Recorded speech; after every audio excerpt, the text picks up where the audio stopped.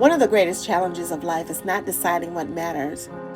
Most people already know what matters: their faith, family, health, purpose, growth, peace. All of those matter.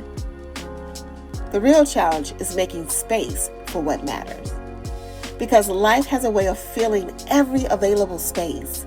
Your schedules fill up, your notifications, the responsibilities pile up, opportunities fill up, distractions pile up. And before long, the things we value most are receiving the least amount of our attention. Not because they are important, but because they were never intentionally given the space. A garden has beautiful flowers or vegetables or herbs. But a gardener doesn't simply hope flowers have room to grow. They create the space. They remove the weeds.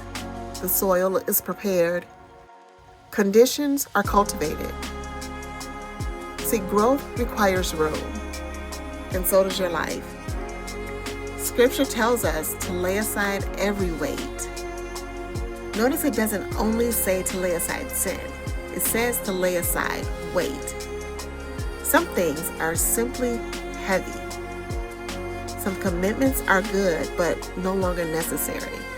Some habits once served a purpose, but no longer support your growth.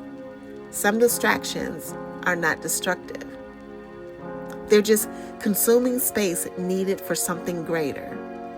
And if everything is important, nothing receives the attention it deserves. That's why today's reload is about intentional space. Because you're trying to make room for what matters most. Think about Jesus. Throughout Scripture, we see him intentionally creating space to pray, to rest, to teach, to connect with people, and to hear the Father's instruction. He understood something many of us are still learning, that purpose requires margin. Without margin, everything begins competing for attention. Clarity becomes difficult, and important things become urgent things. And urgent things begin controlling your life. So today, as you reload, pause and ask yourself, what deserves more space in my life? What has been crowded out by busyness? What relationships need greater attention? What priorities have been receiving leftovers instead of attention? What needs to be removed so something greater can grow? Because making space is not loss. Making space is preparation.